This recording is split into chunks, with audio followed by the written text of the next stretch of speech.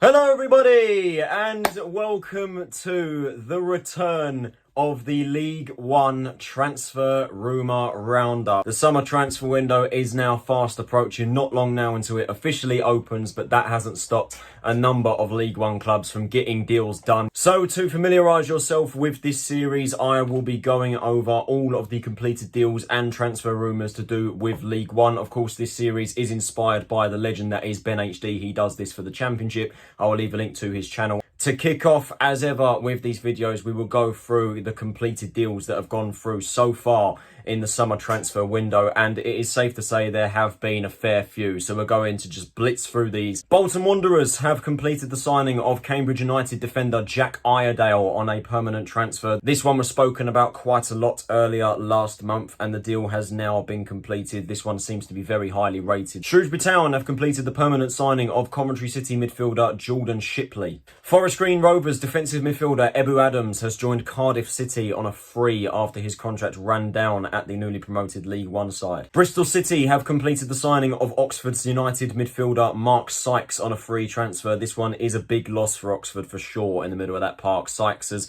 really been an instrumental figure in the middle of that park over the last few years, and yeah, definitely going to be a big hole to fill. Cambridge United have completed the permanent signing of Reading goalkeeper James Holden. Fleetwood Town midfielder Harrison Biggins has completed his move to newly relegated League Two side Doncaster Rovers upon the expiration of his contract at the Cod Army. Connor Thomas made his move away from Cheltenham Town and signed for another newly relegated side in Crewe Alexandra. Forest Green Rover striker Jake Young has completed his move back to League Two, this time signing for Bradford City. Experienced Burton Albion defender Michael Boswick has made his move back to Stevenage, linking up with the League Two side on a permanent deal. Scott Brown has made his first signing as Fleetwood Town manager with the signing of St Johnstone fullback Sean Rooney on a permanent transfer. While Bolton Wanderers fullback Liam Gordon has found his new club following his release from the club and has signed for League Two side Walsall. Rotherham United have completed the signing of Charlton Athletic striker Connor Washington upon the expiration of his contract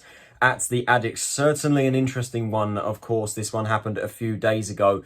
Yeah, quite surprised by this one, to be honest. I did not expect Washington to make the move to the Championship. To be honest, I don't think he is a Championship striker. Definitely hit and missed so many one-on-one opportunities, but did make it into double figures in both seasons. So he could prove a useful option at Rotherham. I do wish him over the best. The uncertainty around Freddie Ladapo's future has now finally been made clear. His Rotherham United exit has been confirmed, and he has joined Ipswich Town for next season, which is definitely a very, very interesting signing. Of course, Ladapo submitted a transfer request at Rotherham back in January. I think he's going to provide them with a lot of League One experience and some much needed firepower with a lot of their strikers leaving the club. Of course, Macaulay Bonne heading back to QPR. James Norwood leaving the club as well. They were in need of attacking options, and I think Freddie Ladapo will prove very useful for them next season. Not sure how many games he is going to play for the Tractor Boys, but nevertheless will provide a very useful option. And just a few days ago, they did complete their second signing of the summer window in Queen's Park Rangers defensive midfielder Dominic Ball. He joined the club most recently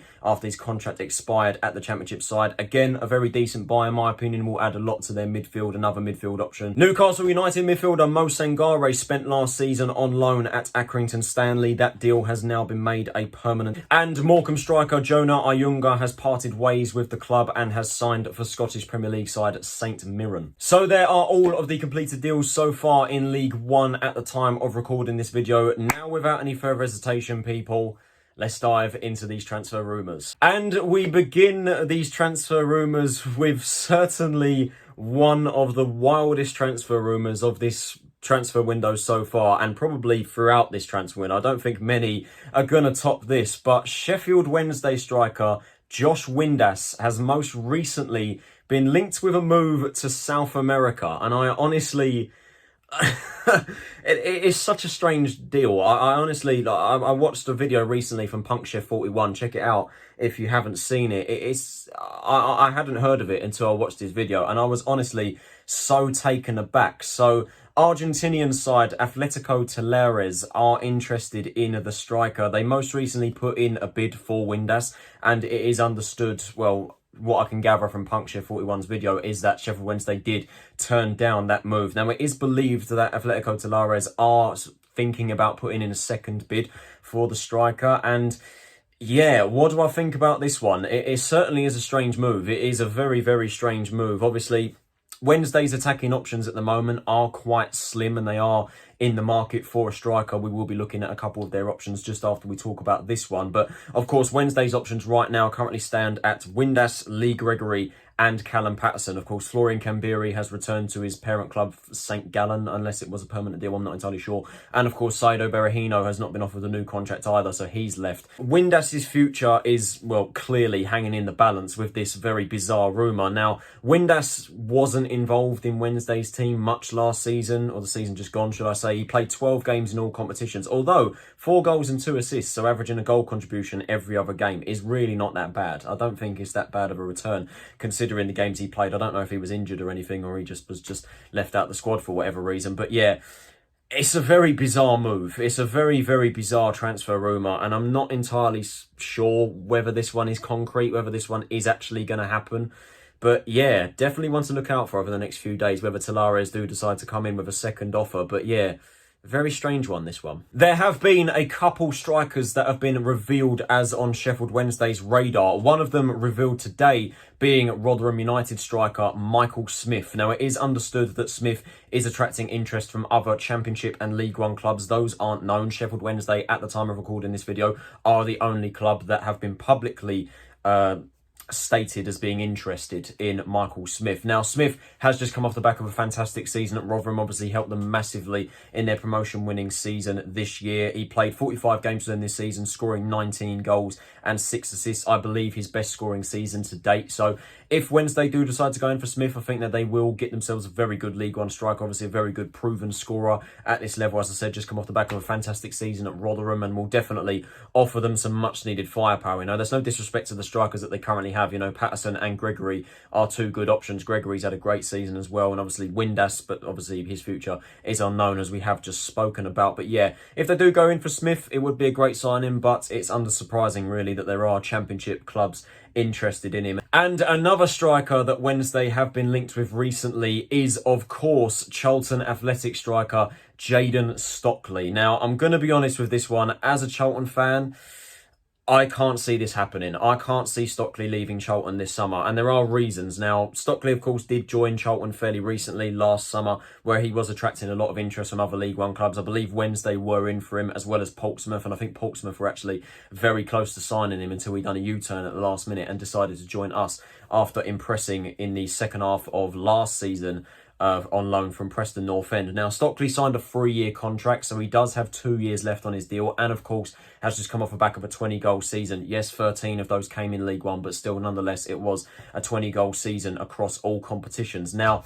if Wednesday are to go in for Stockley, as I just said with the Smith deal, they are willing to spend money, is what I've heard from the article regarding the Stockley transfer. Now, if we are to let Stockley go, I mean, first of all, it's to a rival, and I don't expect us to sell to a rival under any circumstance. If Wednesday are to go in for Stockley, I think there's going to be quite a hefty fee involved. We're going to obviously look for a profit if we are going to sell him. But like I said, I can't really see this one happening. I think Stockley is here to stay. He has said previously that he wants to retire at this club. Whether he sticks true to his word, we don't know. Speaking of my club, Charlton, our transfer rumours have been very, well, quiet, we have to say. Obviously, with our manager search still ongoing. Of course, our new manager is set to be announced very, very soon. I'm not going to go into details in this video because it is going to be a topic for another video. I'm sure you guys are fully aware as to who the manager is, but it has gone very cold recently. But I do want to talk about it in this video because I haven't spoke about it before. It, of course, is the link to former Lincoln City, Portsmouth and Doncaster Rovers striker John MARQUIS. Now, I think I've spoken about this a couple of times on social media. I must have done. If we do sign MARQUIS, I'll be stunned, and I'll also be quite disgusted, to be honest with you. I do not want MARQUIS at this club whatsoever. I think he is hesitant to use the word well past it. I mean, obviously he is League One experienced. He has been there, done it for Doncaster and Portsmouth. Obviously this season in 39 games he managed 9 goals and 4 assists, 4 of which came at Portsmouth, as well as 3 assists. And obviously in January he left Portsmouth, signed for Lincoln on a 6-month contract, and he scored 5 goals and 1 assist there at Lincoln. So not a bad return. And of course in the retain list for Lincoln City, MARQUIS was not offered a new contract, so that kind of fueled the MARQUIS rumour a bit more, because allegedly MARQUIS had a medical at Charlton and the deal was done, but we haven't heard anything since then. So I don't know how concrete the MARQUIS rumour is. Personally, I'd rather us kept Washington as opposed to us bringing in MARQUIS. I think Washington would be way more effective than MARQUIS, but like I said, MARQUIS offers League One experience. He has been there, done it. He's done it multiple times in the league, scored loads of goals at this level. But yeah, if we were to bring in MARQUIS, I wouldn't be inspired whatsoever by the signing. But probably the biggest transfer that has been going on around Charlton is an outgoing, and it is, of course, Charlie KIRK. Now, this one I think is going to dominate Charlton's transfer news throughout this transfer window, because KIRK's future is very uncertain at the club. Of course, he spent the second half of this season on loan at Championship side Blackpool, and Blackpool did have the option to make that deal a permanent within the loan. Of course, the fee that was agreed was £500,000, which is the fee that we paid to release him from his contract at Crewe. Now, there has been a major development in this deal, in that Blackpool have come out and said that they are unwilling to pay the £500,000 that was agreed. And perhaps the biggest development in this transfer is, of course, the departure of Neil Critchley, the Blackpool manager, of course, heading to Aston Villa to replace Michael Beale as Steven Gerrard's number 2, which kind of crushes this rumour even more. And I think it kind of tells us that Charlie KIRK is more likely than ever to be staying at Charlton. Well, I say that, he's more likely than ever to not be joining Blackpool, because Blackpool aren't willing to pay the fee, and obviously their manager is gone. Now, where do I stand with this transfer? I must have said it a couple of times in previous videos. If we are to let KIRK go, we should not sell him for under £500,000. We should not be selling him for under the price tag that we paid, especially after the season he's just had. If we sell him for less than that, it is a complete failure by the club. It is a terrible business deal.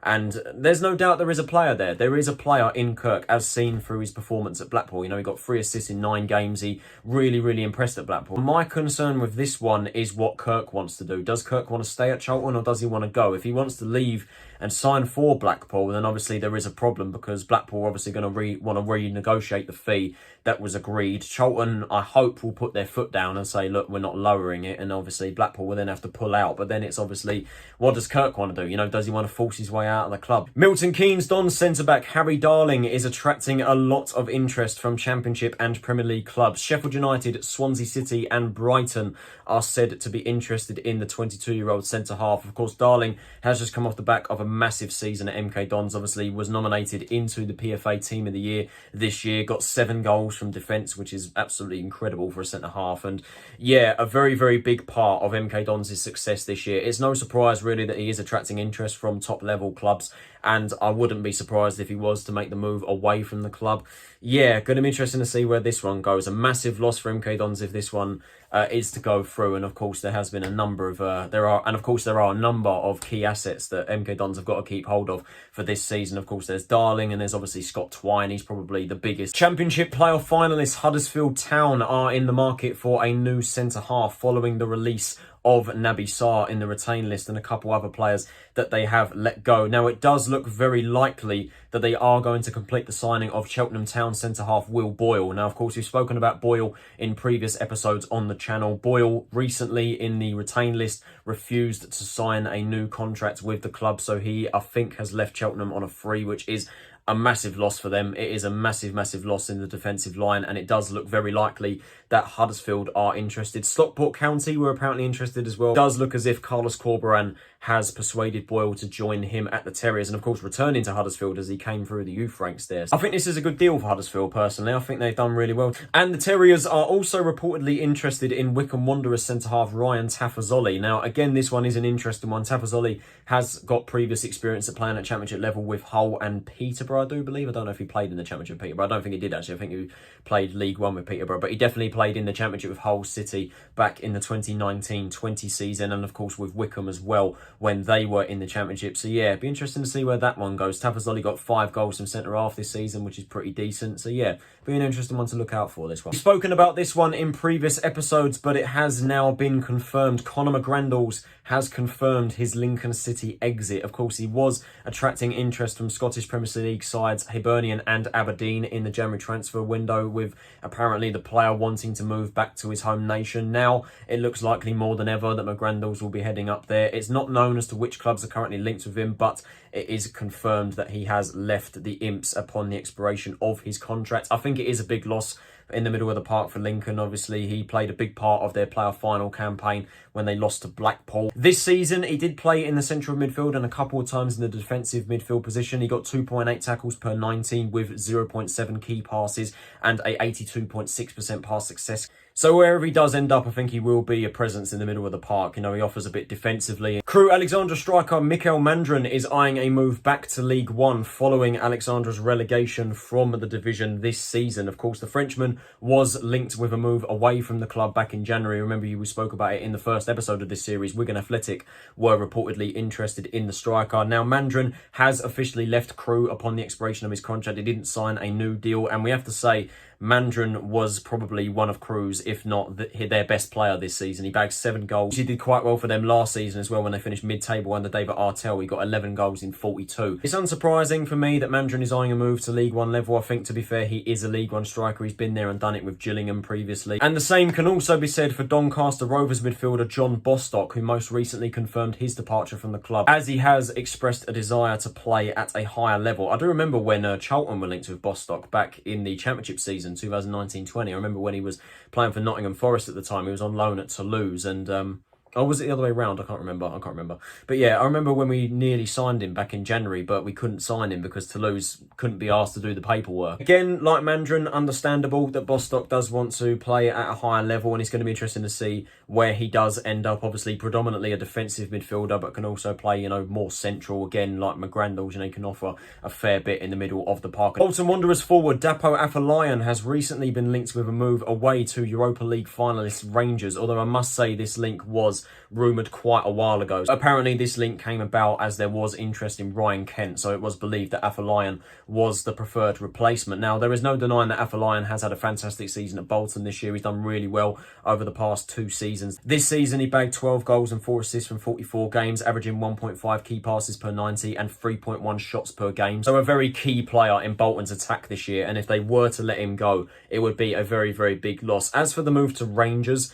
obviously there will be a lot of competition for places within that squad, but Afolayan, as I said, he's had a great season with Bolton, and he could fit well up there if this deal was to go through. One player that they are being linked with as a potential replacement if they do lose Afolayan, or just another option out wide, is Preston North End winger Tom Barkhuizen. Now, Derby County are also said to be interested in the player, who of course did leave Preston following the expiration of his contract, which I was quite surprised by. So I was quite surprised that Barkhuizen has ended up leaving Preston, but he is being linked with a move to League One. Bolton and Derby apparently leading the race to sign him. Now, Barkhuizen has an abundance of Championship experience, you know, 28 years old, 199 games for Preston at Championship level with 33 goals and 20 assists. So not a bad return from out wide. He only played 13 games this year. I think he will offer quite a lot for both clubs. Obviously a lot of pace and obviously a lot of experience, as I just said, out wide. It's fair to say that Portsmouth have been linked with a fair few players this transfer window so far. They have recently been reported as interested in the Swansea City duo Morgan Whittaker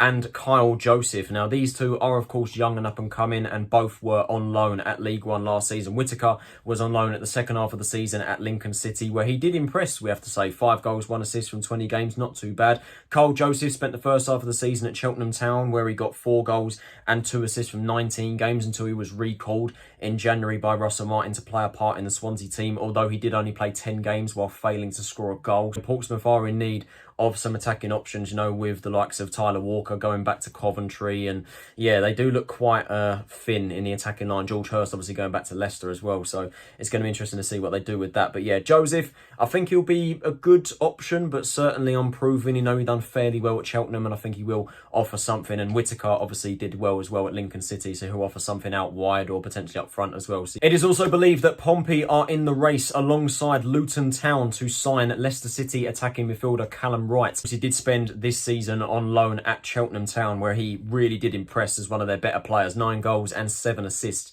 from midfield. A very, very impressive season from the 22-year-old. Now, I'm not entirely sure if this deal would be a loan or a permanent transfer, offering that creative spark in the middle of the pitch. As I said, he's had a very, very impressive season this season from Cheltenham Town, so it'll be interesting to see where he ends up. But probably the most exciting rumour for Portsmouth so far in this transfer window is for Cardiff City midfielder Marlon Pack. Now, it is believed that Portsmouth are set to sign the midfielder. Obviously, Pack began his career at Portsmouth, came through the youth ranks there. Don't think he played an awful lot for Portsmouth. Now, it is believed that his former club, Bristol City, are also interested in bringing him back to the club, but it does look likely that he will be heading back to Fratton Park. Now, he didn't play an awful lot of games for Cardiff this season, only 24 games, but there is no doubt that Pack will offer a lot of experience in the middle of the park. You know, he's had countless seasons at Bristol City and also, I think, 3 seasons at Cardiff. So, yeah, definitely going to offer a lot of experience at the age of 31, and will certainly offer to the amount of midfielders that they've already got. You know, Joe Morrell, Thompson, you know, Tunnicliffe as well. There's a lot of midfield options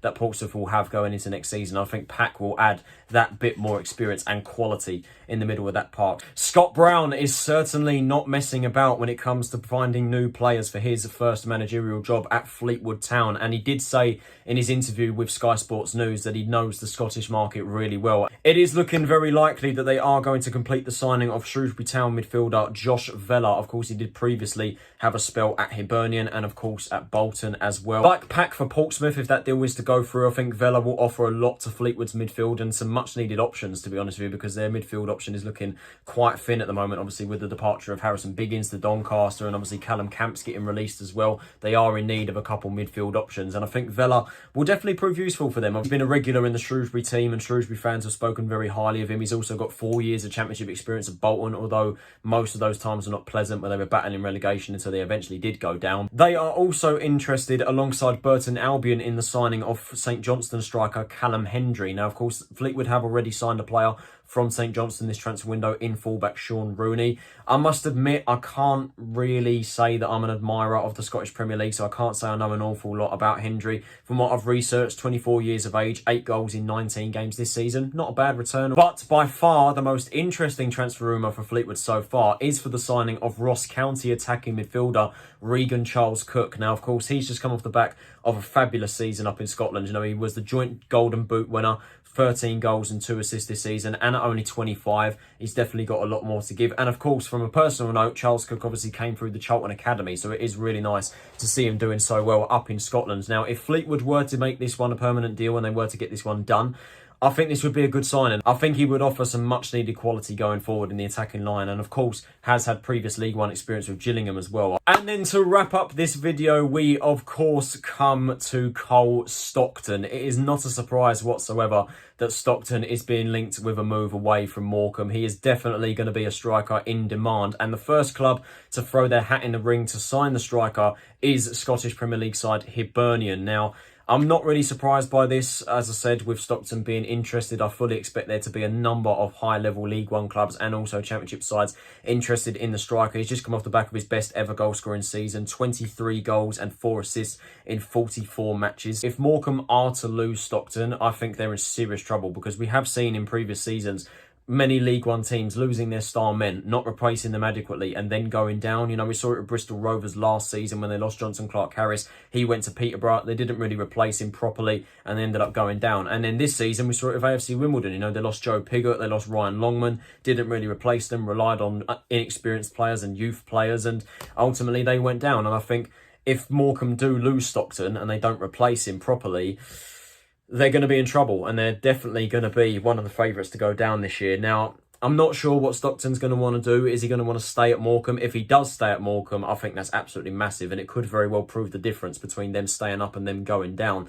With the Hibernian link, it is an interesting one. You know, will Stockton move to Scotland, you know, or will there be Championship interest? Not a doubt in my mind that there will be interest from Championship and League One clubs alike, but yeah, could definitely see this one happening. And like I said, if Morecambe are to let Stockton go, they've got to get a decent fee out of it, and they've also got to replace him adequately, because if they don't, they could risk being another Bristol Rovers and then Wimbledon, you know, seeing them head straight back down after losing their key players. So that is it for the return of the League One transfer rumour roundup. I hope you guys did enjoy this video. If you did, can you possibly leave a like, subscribe if you are new to the channel, and turn on those post notifications so you are notified of when I upload a new video. What do you guys think of these transfer rumours? Let me know in the comments below. Are there any that I have missed out? Please do let me know. There are loads of transfer rumours I'm sure that I have missed, so if I have missed some, I do apologise, but there are a hell of a lot to go through and I can't cover all of them in one video. I aim to get this series out as regular as possible, because the transfer window does of course officially open very, very, very soon, so there will be a hell of a lot of deals going through, and of course an abundance of transfer rumours. So thanks again for watching this video, guys. I hope you guys do enjoy the return of this series. This has been Tyler Roninson. Have a nice day, and I will see you all in the next video. Take it easy, stay safe, and I'll see you all then.